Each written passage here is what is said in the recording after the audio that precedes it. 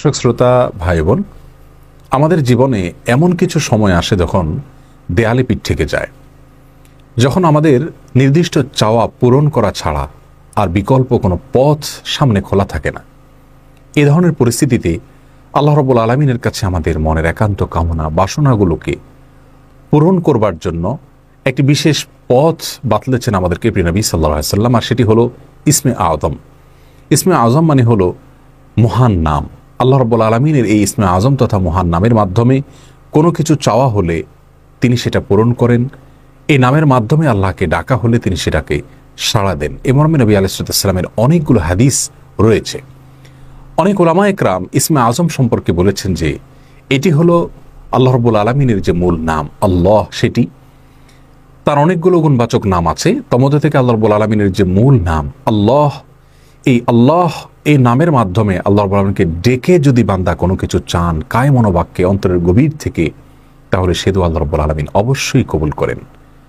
এজন্য কোনো কিছু আল্লাহ রাব্বুল আলামিনের কাছে চাওয়ার আগে যদি আল্লাহ বলে ডেকে ভালোবাসা থেকে, আস্থা থেকে, ভরসা থেকে, কায় মনোবাক্যে দীনতাহীনতার সাথে আল্লাহকে ডেকে যদি কেউ দোয়া করেন, তাহলে সে দোয়া আল্লাহ রাব্বুল আলামিন ফিরিয়ে দেন না।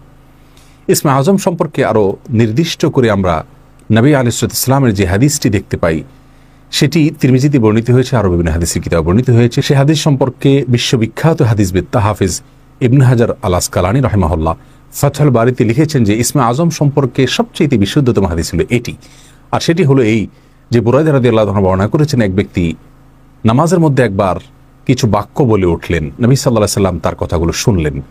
তিনি বলে উঠলেন, আল্লাহুম্মা ইন্নী আসআলুকা বিআন্নী আশহাদু আন্নাকা আনতাল্লাহ লা ইলাহা ইল্লা আনত আল আহাদুস সামাদ আল্লাযী লাম ইয়ালিদ ওয়া লাম ইউলাদ ওয়া লাম ইয়াকুল লাহু কুফুয়ান আহাদ। তার মুখে এই বাক্যগুলো শুনে নবী আলাইহিস সালাম বলেছেন, নিশ্চয়ই এই লোকটি ইসমে আযম পাঠ করেছে। ইসমে আযমের মাধ্যমে আল্লাহ রাব্বুল আলামিনের কাছে কোনো কিছু চাওয়া হলে তিনি সেটা ফিরিয়ে দেন না। এর মাধ্যমে আল্লাহকে ডাকলে তিনি অবশ্যই তাতে সাড়া দেন। এই হাদিসের ভিত্তিতে অনেক মুহাদ্দিসিন ইকরাম বলেছেন এটি হলো সেই দোয়া যেটাকে ইসমে আযম বলা হয়, যার মাধ্যমে এটি পাঠ করার পর আল্লাহর কাছে কোনো কিছু পেশ করলে সেটাকে অবশ্যই আল্লাহ তাআলা পূরণ করেন। মনের যে কোনো ভালো আশা আল্লাহ তাআলা পূরণ করে থাকেন।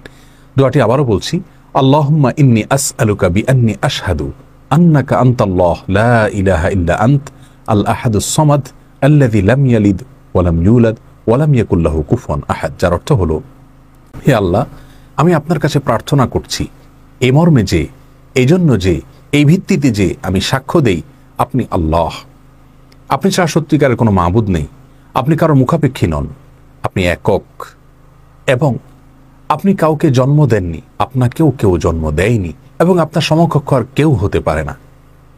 এই বাক্যগুলো পাঠ করে আল্লাহ রাব্বুল আলামিনের কাছে কোনো চাওয়া পেশ করলে তিনি অবশ্যই সেটি পূরণ করেন। কেউ যদি অত্যন্ত সংক্ষেপে ইসমে আযমের মাধ্যমে দোয়া করতে চান, তাহলে তিনি আল্লাহ রাব্বুল আলামিনের প্রতি আন্তরিকতা, ভালোবাসা, শ্রদ্ধা, বিশ্বাস, ভক্তি এবং ভরসা রেখে আল্লাহকে ডেকে ডেকে মায়ার সাথে, মমতার সাথে, আল্লাহর অনুগ্রহগুলোর কথা স্মরণ করে আল্লাহকে ডেকে ডেকে তার মনের চাওয়াগুলো পূরণ করবেন। এটা হবে ইসমে আযমের সবচেয়ে ছোট ভার্সন।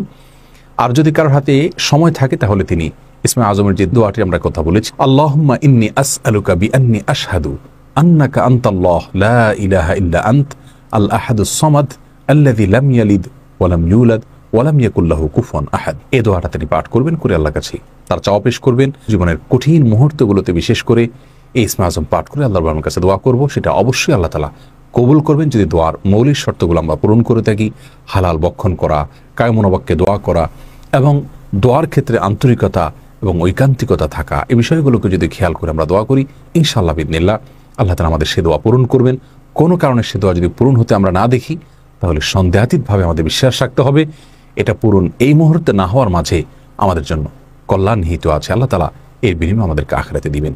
এছাড়াও দোয়া ইউনূসের মাধ্যমে লা ইলাহা ইল্লা আনতা সুবহানাকা ইন্নী কুনতু মিনাজ জালিমিন, এটা পাঠ করেও যদি কেউ দোয়া করেন, তার মাধ্যমে আল্লাহর রাব্বুল দোয়া কবুল করেন। এবং হাদিস বর্ণিত হয়েছে, আল্লাহ তাআলা আমাদের সবাইকে ইসমে আযমের মাধ্যমে আল্লাহর কাছে জীবনের কঠিন মুহূর্তগুলোতে দোয়া পেশ করার তৌফিক দান করুন।